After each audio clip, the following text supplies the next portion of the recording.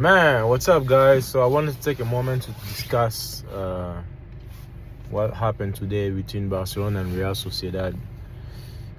Man, that game was just crazy because I feel like Barcelona had a lot of opportunities, but unfortunately they got caught up with the intensity of the game and the fact that Real Sociedad players were like pretty much all over the place.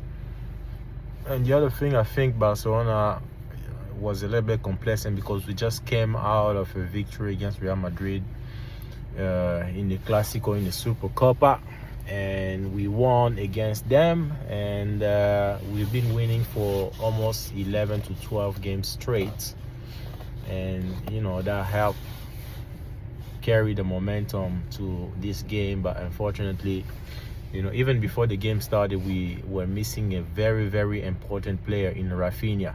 Rafinha wasn't there.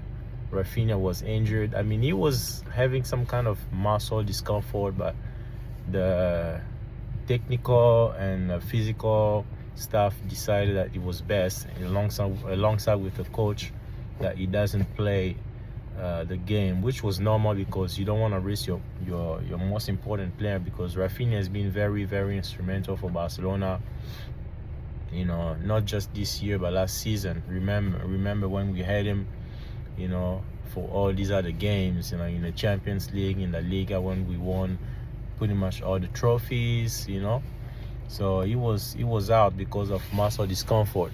So speaking about the game, going back to the game, so we had a very, very back-to-back game, and Real Sociedad scored first. They scored through one of their players, and that was a decisive pass by Carlos Soler. That goal was just crazy because we had Koundé. Koundé was there marking one of the striker, but unfortunately he couldn't catch the ball. The ball was coming at an angle.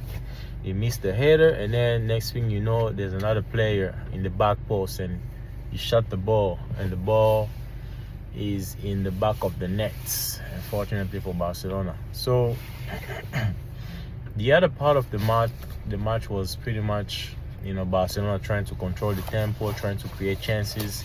Even before the end of the halftime, we had a lot of opportunities to equalize, but unfortunately we just couldn't be lethal in front of the game. So coming second half, Hansi Flick had he changed he changed a lot in the team. He replaced current players with Rashford, and there was also another player, Lewandowski, who came in, and they were pretty much helping the team create a lot of chances, and also making sure that they come at the end of these opportunities. We had a breakthrough through Rashford. Rashford scored an equalizing goal, but unfortunately at this level, I've been telling you, you cannot keep your eyes off the ball. You always have to be looking out, for what's next. And Barcelona got scored again, 2-1. They scored again, 2-1. They scored against them 2-1 just right after we equalized, which was a terrible blow. And that was just even crazy for me because I was watching the game and then my internet connection went down, and I was kind of panicking. I was like, man, how can I watch this game, man? What's going on here? And then I was just checking the score on my app.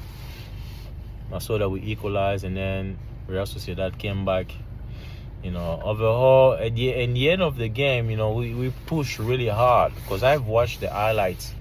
Barcelona really pushed really hard. It was back and forth. Real Sociedad trying to come and punish us on the other end. Barcelona, trying to create a lot more chances. We did what we could at the end of the day, to push for that equalizer. And the last 10 minutes were very, very chaotic, because Barcelona was trying to do everything they could, to equalize and to get that goal that was very crucial. Overall, this game was very crazy because this is one of these games where you think about the team and you're like, this team had a lot of opportunities, controlled the tempo of the game. We had a lot of possession, and we pretty much dictated everything on the field, and we also had all those clear chances, even like without counting also these offsides called by the ref. Man, that ref had to call so many offsides. It looks like it was there just to call offside anytime we scored. But it is what it is. Sometimes this thing can happen. You have offside going for you, sometimes they go against you.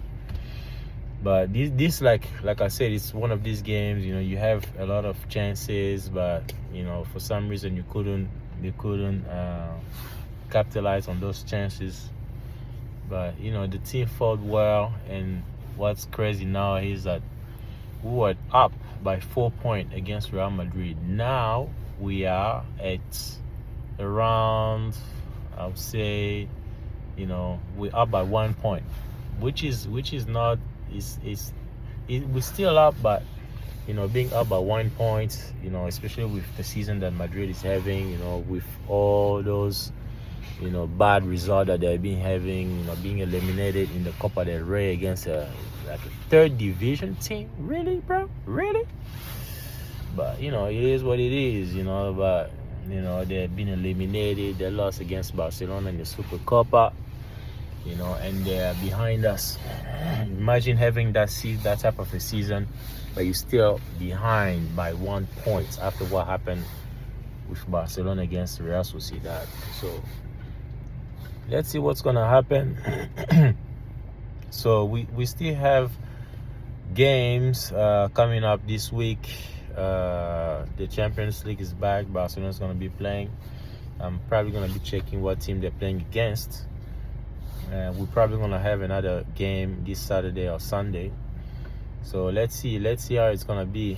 But this is like one of these games that like you can't really judge it because the team has been doing well. 11 straight games, 11 straight wins, and unfortunately we come to a stop at a moment.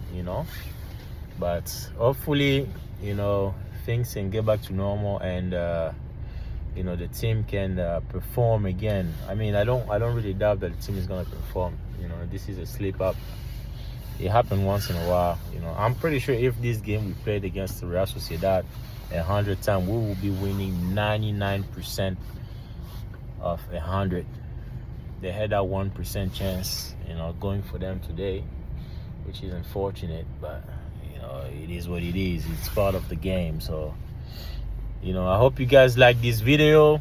If you like it, press the like button. Comment, subscribe, and let me know what you guys think in the comment down below. Peace.